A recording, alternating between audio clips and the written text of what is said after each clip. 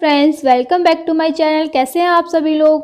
आज हम समकालीन भारत एवं शिक्षा का टॉपिक पढ़ेंगे। इससे पहले हमने पढ़ा था प्राच्य एवं पाश्चात्य विवाद। आज हम पढ़ेंगे मैकाले का विवरण पत्र क्या है और इसमें कैसे कैसे उसने अनुच्छेद बताया है और किस तरह से उसका उपाय सुझाया है। तो चलिए स्टार्ट करते हैं। सन 1813 के आज्ञा पत्र में जो है अनुच्छेद 43वें की व्याख्या जो है किसने की है, लॉर्ड मैकाले ने की है। और लॉर्ड मैकाले ने जो है 10 जून 1834 को गवर्नर जनरल की काउंसिल का जो है कानूनी सलाहकार बनकर आया था। ये क्वेश्चन हमेशा शॉर्ट नोट में आता है कि गवर्नर जनरल के काउंसिल सलाहकार बनकर कौन आया था या फिर लॉर्ड मैकाले कब आया था। तो आपको आंसर ये देना है कि लॉर्ड मैकाले 10 जून 1834 को गवर्नर जनरल की काउंसिल का कानूनी सलाहकार बनकर आया था। मैकाले अंग्रेजी भाषा और साहित्य का विद्वान तो था। उस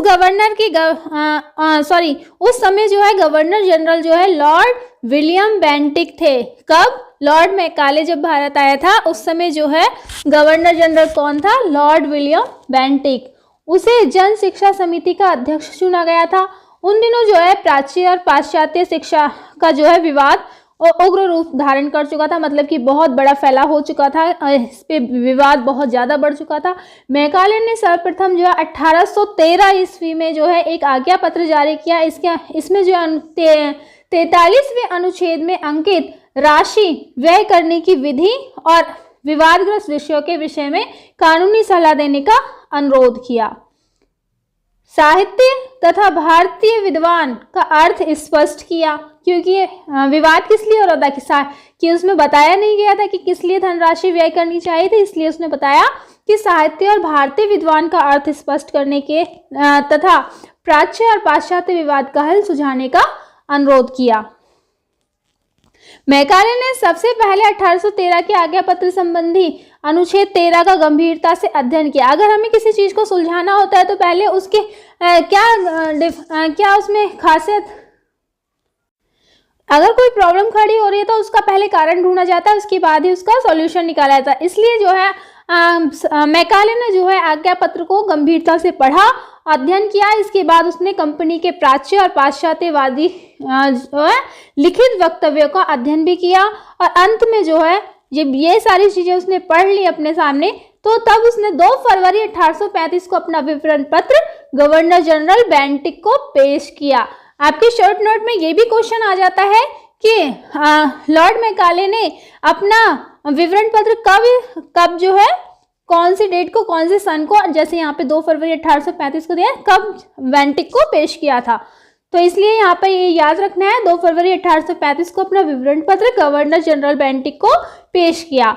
इस विवरण पत्र में जो है मैकाले ने सबसे पहले सन 1813 के आज्ञा पत्र के अनुच्छेद 43 की व्याख्या की।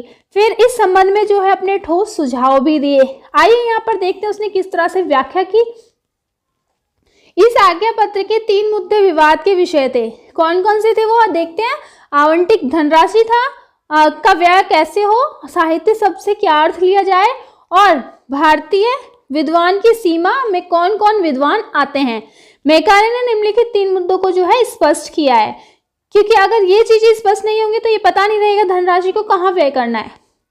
तो पहला, धनराशि के व्यय की व्याख्या की। मैकाले ने स्पष्ट किया कि इस धनराशि को व्यय करने के संबंध में जो है कंपनी पर किसी प्रकार का जोर जबरदस्ती नहीं की जा सकती, इसे बंधन नहीं बांध कर नहीं रखा जा सकता है।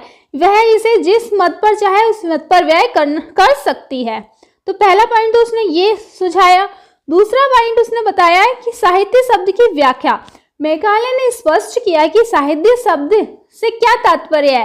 केवल भारतीय साहित्य संस्कृत या अरबी से नहीं लेना चाहिए, बल्कि इसकी सीमा में पाश्चात्य साहित्य भी रखना चाहिए, क्योंकि सिर्फ प्राच्य साहित्य को पढ़ेंगे तो भी सफलता नहीं मिल सकती। इसलिए पाश्चात्य शिक्षा को भी इसमें रखना चाहिए, पाश्चात्य साहित्य को भी इसमें रखना चाहिए। नेक्स्ट यहाँ पे पॉइंट सुझाया गया भारतीय विद्वानों की व्याख्या कि इसके अंतर्गत कौन कौन से विद्वान आ सकते हैं। भारतीय विद्वानों की सीमा के संबंध में मैकाले ने कहा कि इसमें केवल भारतीय भाषाओं को नहीं, अरबी और संस्कृत को ही नहीं, बल्कि अंग्रेजी साहित्य के विद्वान भी आते हैं, जैसे कि लॉक का दर्शन और मिल्टन की कविताएं आदि जानकार भी आ सकते हैं इसमें। अब मैकाले ने सुझाव क्या दिया, आगे देखते हैं हम लोग कि अब उसने विवरण पत्र तो दे दिया, उसने सारी अनुच्छेद को पढ़ लिया, अच्छे से समझ लिया, 2 फरवरी को 1835 को उसने पेश भी कर दिया। उसके बाद उसने क्या सुझाव दिए, तो देखते हैं यहाँ पे सुझाव किस तरह से दिए हैं। सन 1813 के आज्ञा पत्र संबंधी अनुच्छेद 43 की व्याख्या करने के बाद लॉर्ड मैकाले ने भारतीयों की शिक्षा का स्वरूप संबंध में अपने सुझाव प्रस्तुत किए। मैकाले ने उन सुझावों को इस तरह से बताया है। पहला, प्राच्य साहित्य एवं ज्ञान की शिक्षा निरर्थक है। प्राच्य भारतीय साहित्य जैसे कि संस्कृत और अरबी के विषय में मैकाले ने लिखा है कि भारतीय जन ग्रंथ जो है वो अंधविश्वासों और मूर्खतापूर्ण तथ्यों से भरे हैं, इसलिए इसका पढ़ना लिखना निरर्थक माना गया। उसने यह भी सुझाया कि संस्कृत और अरबी स्कूल और तथा कॉलेज सरकारी धन व्यय करना व्यर्थ है, उन्हें तुरंत बंद कर दिया जाए। उसने कहा कि जो है प्राच्य सांस्कृतिक जो है कि अरबी स्कूल और कॉलेजों पर ध्यान व्यय करना बिल्कुल बेकार है। साथ ही उसने ये भी सुझाव दिया कि प्राच्य साहित्य के मुद्रण और प्रकाशन पर सरकारी धन को व्यय किया जाए। देखिए मैकाले क्या कर रहे हैं, मैकाले पाश्चात्यवाद को ज्यादा महत्व दे रहा है। उसने प्राच्यवाद को निरर्थक बताया और धन को व्यय ना किया जाए, इस पर यह भी बताया है। नेक्स्ट यहाँ पे पॉइंट देखना है कि उसने क्या दिया है, पाश्चात्य साहित्य एवं ज्ञान की शिक्षा महत्वपूर्ण। तो उसने क्या बताया है, देखिए वही बात आ गई ना, यहाँ पर पाश्चात्य साहित्य को उसने ज्यादा महत्वपूर्ण बताया है। मैकाले अंग्रेजी साहित्य को संसार का सर्वश्रेष्ठ साहित्य मानता था। किसको मानता था सर्वश्रेष्ठ? अंग्रेजी साहित्य को। संस्कृत और अरबी साहित्य को तो वह उसके आगे नगण्य मानता था। किसको? संस्कृत को और अरबी साहित्य को। उसने अपने विवरण पत्र में लिखा कि एक अच्छे यूरोपीय पुस्तकालय की अलमारी की पुस्तकें भारत और अरब के संपूर्ण साहित्य के बराबर है। उसने देखिए क्या कहा है, एक अच्छे यूरोपियन पुस्तकालय की एक अलमारी की पुस्तकें, यूरोपियन पुस्तकालय, ये ध्यान रखना, पुस्तकें भारत और अरब के संपूर्ण साहित्य के बराबर हैं। उसने अपने साहित्य को बहुत बड़ा बताया। उसने सुझाव दिया कि भारतीयों को अंग्रेजी भाषा साहित्य का ज्ञान अनिवार्य रूप से कराया जाना चाहिए। नेक्स्ट यहाँ पर पॉइंट उसने क्या दिया है कि अंग्रेजी को शिक्षा का माध्यम बनाना आवश्यक है। प्राच्य, जैसे आपको बताया जा रहा है कि वो प्राच्यवाद पे नहीं पाश्चात्यवाद पर ज्यादा महत्व दे रहा है। तो प्राच्यवाद भारतीय भाषाओं जैसे कि संस्कृत, अरबी आदि को शिक्षा का माध्यम बनाना चाहते थे और पाश्चात्यवाद अंग्रेजी को। ये तो पहले से ही विवाद का स्वरूप था। मैकाले ने अपने विवरण पत्र में अंग्रेजी को शिक्षा का माध्यम बनाने का सुझाव दिया है। अपने सुझाव के पक्ष में उसने निम्नलिखित तर्क प्रस्तुत किया। आई होप आपको समझ में आ रहा होगा और इससे आपको याद भी हो रहा होगा कि उसने किसकी साइड ली थी, प्राच्यवाद की साइड ना लेकर पाश्चात्यवाद की साइड ली थी। आपको पता है पाश्चात्यवाद में इंग्लिश पर ज्यादा महत्व दिया गया है, अंग्रेजी शिक्षा को माध्यम बनाने को कहा गया है, अंग्रेजी साहित्य को पढ़ने को कहा गया है, इसलिए आपको इजी हो जाएगा लिखना। अगर आपको मेरा ये वीडियो अच्छा लग रहा हो तो लाइक शेयर जरूर करें। देखिए उसने इसमें क्या कहा है, भारत में प्रचलित देशी भाषाएं अविकसित और गंवारू हैं। उसने भारत की भाषा को क्या कहा है, अविकसित और गंवारू। इनका शब्दकोश बहुत ही सीमित है। इसके माध्यम से भारतीयों को जो है पाश्चात्य ज्ञान विज्ञान से परिचित नहीं कराया जा सकता है। उसने यहाँ भी अपने ही साहित्य को महत्व दिया है। नेक्स्ट यहाँ पर देख लेते हैं उसने क्या बोला है, अंग्रेजी भाषा में संसार का सर्वश्रेष्ठ ज्ञान भंडार है। उसने अंग्रेजी भाषा को क्या बताया, सर्वश्रेष्ठ ज्ञान भंडार बताया। जो अंग्रेजी भाषा को जानता है वह उस विशाल ज्ञान भंडार को जान सकता है। उसने यहाँ भी अंग्रेजी को ही महत्व दिया है, जिससे विश्व की सबसे बुद्धिमान जातियों ने रचा है। जिसे किसने रचा है, बुद्धिमान जातियों ने। अंग्रेजों को उसने क्या बताया, बुद्धिमान जातियां। भारतीयों को पाश्चात्य ज्ञान विज्ञान का ज्ञान अंग्रेजी के माध्यम से ही कराया जा सकता है। ये बात भी वैसे ठीक ही है, क्योंकि जब हम पाश्चात्यवाद के बारे में पढ़ते हैं तो वो अंग्रेजी भाषा में ज्यादा महत्व रखता है। नेक्स्ट यहाँ पर देख लेते हैं, कि संस्कृत और अरबी भारत के जनसाधारण की भाषा नहीं है और इन्हें सीखने में भारतीयों की रुचि भी नहीं है, क्योंकि संस्कृत एक ऐसा बोरिंग सा सब्जेक्ट हो जाता है कि कोई भी उसको पढ़ना पसंद नहीं करता है। संस्कृत और अरबी को सारे हिंदी जानते हैं, हिंदी और इंग्लिश को पढ़ना पसंद करते हैं। वैसे भी इनकी अपेक्षा अंग्रेजी भाषा सीखना सरल है, इसलिए इसे ही शिक्षा का माध्यम बनाया जाए।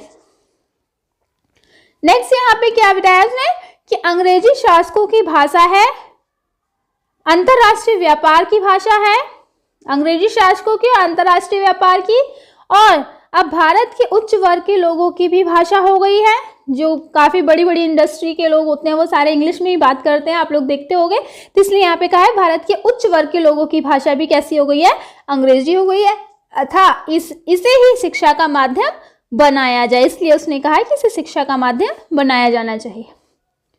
नेक्स्ट पॉइंट देख लेते हैं। प्रबुद्ध भारतीय राजा राम मोहन राय आदि भी स्वीकार कर रहे हैं कि भारत के विकास और उत्थान के लिए अंग्रेजी सीखना आवश्यक है, क्योंकि अगर सिर्फ हिंदी ही सीखता रहा तो इंसान दूसरों से मेल मिलाप या फिर बातें नहीं कर सकता है, क्योंकि पाश्चात्यों में क्या चलता है कि अंग्रेजी ज़्यादा महत्वपूर्ण है। पाश्चात्य ज्ञान विज्ञान सीखना आवश्यक है, अतः अंग्रेजी को ही शिक्षा का माध्यम बनाया जाना चाहिए। किसने स्वीकार किया है ये भी आपको याद रखना है कि ये राजा राम मोहन राय भी इसको स्वीकार कर रहे हैं। ठीक है, नेक्स्ट यहाँ पे देखते हैं कि मैकाले ने भारतीय कानून की शिक्षा के लिए अरबी और फारसी को माध्यम बनाए रखने का विरोध किया है। मैकाले ने भारतीय कानून की शिक्षा के लिए अरबी और फारसी को माध्यम बनाए रखने का विरोध किया है और सुझाव दिया है कि भारतीय कानून का अंग्रेजी में अनुवाद किया जाए। भारतीय कानून का क्या किया जाए, अंग्रेजी में अनुवाद किया जाए और उसकी शिक्षा भी अंग्रेजी के माध्यम से ही दी जाए। आगे बढ़ते हैं। फोर्थ पॉइंट, उच्च वर्ग के लिए उच्च शिक्षण संस्थाओं की व्यवस्था। मैकाले ने अपने विवरण पत्र में यह भी कहा है कि स्पष्ट किया है कि सरकार के पास इतना धन नहीं है कि वह भारत में जन शिक्षा की व्यवस्था कर सके। उसने सुझाव दिया कि सरकार केवल उच्च वर्ग के लिए उच्च शिक्षा की व्यवस्था करे। अपने इस सुझाव के पक्ष में उसने निम्नलिखित तर्क भी दिए हैं। उसने क्या कहा है, सिर्फ सरकार ऐसा नहीं कर सकती कि सभी जनसाधारण को अंग्रेजी शिक्षा दे, लेकिन इतना कर सकती कि उच्च वर्ग के शिक्षकों और उच्च वर्ग के लोगों के लिए जो है शिक्षा का प्रावधान कर सकती है। तो आगे देखते हैं उसने क्या तर्क दिया है इसमें। इससे भारत में एक ऐसे वर्ग का निर्माण होगा जो शासक मतलब अंग्रेज और शासित भारत की आम जनता के बीच संदेहवाहक का कार्य करेगा, मतलब एक दूसरे से जो है बातचीत कर पाएंगे अंग्रेजी माध्यम से। नेक्स्ट देखते हैं पॉइंट, इससे भारत में जो दो वर्गों का निर्माण होगा, एक तो उच्च शिक्षा प्राप्त वर्ग और उच्च शिक्षा से वंचित निम्न वर्ग। उसने भी क्या है, लोगों को दो वर्गों में बांट दिया। नेक्स्ट देखते हैं, इससे उच्च वर्ग में पड़े पाश्चात्य संस्कार धीरे धीरे उनके संपर्क में आने वाले निम्न वर्ग के लोगों पर पड़ेंगे। उसने क्या कहा है कि उच्च वर्ग जैसे सीखता रहेगा तो उसी जैसे जैसे वो निम्न वर्ग के संपर्क में आएंगे, उनसे बातचीत करेंगे, वैसे ही निम्न वर्ग भी सीख जाएंगे, उसने ये कहा। नेक्स्ट, इससे कंपनी को कनिष्ठ पदों पर कार्य करने वाले भारतीय सरलता से मिल सकेंगे, मतलब कि नौकरियों पर भी आराम से रख सकते हैं उनको। इससे यह लाभ भी होगा कि उच्च वर्ग के शिक्षित लोगों के द्वारा जो है शिक्षा निम्न वर्ग के लोगों तक स्वयं पहुंच जाएगी। उसने क्या सुझाव दिया है कि उच्च वर्ग के लोगों को तो शिक्षा दो और निम्न वर्ग के लोगों तक क्या है, उच्च वर्गों के माध्यम से जो है शिक्षा पहुंच जाएगी। उसने ये नहीं कहा कि निम्न वर्ग के लोगों को भी शिक्षा देनी चाहिए। ये बात आपको ध्यान रखनी है। पॉइंट 5, शिक्षा के क्षेत्र में धार्मिक तटस्थता की नीति आवश्यक। यूं तो मैकाले भारत में पाश्चात्य ईसाई धर्म, पाश्चात्य यूरोपियन संस्कृति और पाश्चात्य ज्ञान विज्ञान का प्रसार कर भारतीय को पाश्चात्य जामा पहनाने का प्रबल समर्थक था, परंतु वह ये सब कार्य बहुत चतुराई से करना चाहता था। यदि इन सबके लिए सीधे और जबरन प्रयास किए जाए तो उससे एक तो भारतीय अपने धर्मों की रक्षा और उसके प्रसार के लिए क्रियाशील हो जाएंगे। क्योंकि अगर उनसे कहा जाए कि आप धर्म परिवर्तन कर लो या फिर अंग्रेजी सीख लो, तो ऐसे कोई नहीं सीखेगा। तो इसलिए उसने क्या है, बहुत ही चतुराई से सारे काम किए। अगर उनसे धर्मों के अपेक्षा कुछ और करने को कहा जाए तो धर्मों के लिए वो क्या हो जाएंगे, क्रियाशील हो जाएंगे उसके प्रसार के लिए। दूसरी ओर वे अंग्रेजी शासन का विरोध करने लगेंगे। इसलिए उसने विद्यालयों में किसी भी धर्म की शिक्षा अनिवार्य रूप से ना दिए जाने का सुझाव दिया है। ये बात ध्यान रखनी है आपको। आई होप आपको याद हो रहा होगा साथ साथ। 7 मार्च सन 1835 में तत्कालीन गवर्नर लॉर्ड विलियम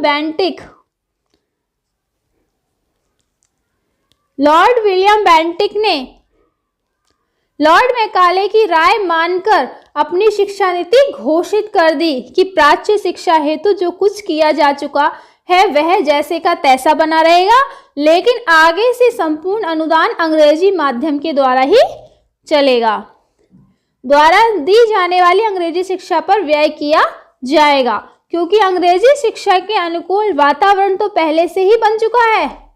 मैकाले ने कंपनी की ढूल मूल शिक्षा नीति को एक स्थिर प्रदान की, जो कि भारतीयों की अपेक्षा अंग्रेजों के ज्यादा हित में थी। ये तो आपको बता दिया कि मैकाले किसके साइड ज्यादा था, पाश्चात्यवाद के। इसके उपरांत शिक्षा क्षेत्र में अनेक परिवर्तन हुए।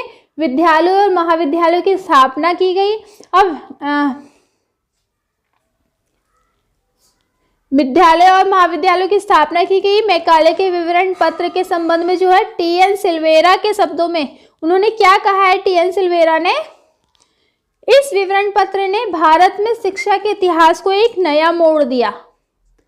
किसने कहा है, टी.एन. सिल्वेरा ने कहा है कि भारत में शिक्षा के इतिहास को एक नया मोड़ दिया। यह उस दिशा के विषय में था जो सरकार सार्वजनिक शिक्षा को देना चाहती थी। निश्चित नीति की प्रथम सरकारी घोषणा थी ये। सन 1835 के आज्ञा पत्र में भारत के सैन्य द्वारा सभी देशों की मिशनरियों के लिए खोल दिए गए, अर्थात अंग्रेज मिशनरियों के अतिरिक्त और देशों की मिशनरियों ने भी यहाँ आकर अंग्रेजी की शिक्षा के लिए मिशन स्कूलों और कॉलेजों की स्थापना की। किसके लिए, अंग्रेजी शिक्षा के लिए। शिक्षा के निस्यंदन सिद्धांत सन 1823 के आधार पर, निस्यंदन सिद्धांत कब हुआ था, 1823 के आधार पर शिक्षा अंग्रेजी शिक्षा उच्च वर्ग को दी गई, क्योंकि इसके उपरांत शिक्षा छन छन कर निम्न वर्गों तक पहुंच जाएगी। यही बताया था ना, उच्च वर्ग को शिक्षा दी जाएगी, निम्न तक अपने आप पहुंच जाएगी। इसका उद्देश्य शिक्षा ऊपर से प्रवेश करके जनसाधारण तक पहुंचनी थी। लाभप्रद ज्ञान भारत के सर्वोच्च वर्गों से बूंद बूंद करके नीचे टपकता था। कंपनी के संचालकों के अनुसार बहुत से व्यक्तियों को थोड़ा सा ज्ञान देने की बजाय थोड़े से व्यक्तियों को बहुत सा ज्ञान देना अधिक उत्तम माना गया।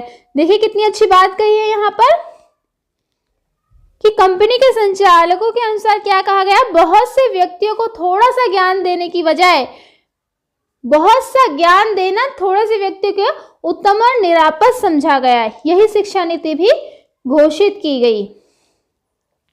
आइए यहाँ पर देखते हैं श्रीधर नाथ मुखोपाध्याय जी ने क्या कहा है। इनके शब्दों में देख लेते हैं, इन्होंने अपने शब्दों में क्या कहा है। शिक्षा के निस्यंदन सिद्धांत का बोलबाला रहा, मतलब ये भी नहीं चला ज्यादा। जन शिक्षा असंभव गिनाई गई कि जन जन तक शिक्षा पहुंचना असंभव सा लगने लगा, एवं देसी शिक्षा कुचल दी गई कि देसी शिक्षा की तरफ ज्यादा ध्यान नहीं दिया गया। पाश्चात्य शिक्षा का आदर बढ़ा क्योंकि अंग्रेजी ज्यादा बढ़ गई थी, अंग्रेजी शिक्षा का माध्यम हो चुका था। प्राच्य विद्या निरर्थक मानी गई कि प्राच्यवाद पर तो कोई ध्यान ही नहीं दे रहा था। शिक्षा का माध्यम अंग्रेजी हो गया। संस्कृत एवं लोक भाषाएं निकम्मी ठहराई गई। तो इनका कहना भी बिल्कुल ठीक ही था। आई होप आपको मेरा ये वीडियो अच्छा लगा होगा। लाइक शेयर सब्सक्राइब करना ना भूलें। ओके बाय फ्रेंड्स, मिलते हैं आपको नेक्स्ट वीडियो में।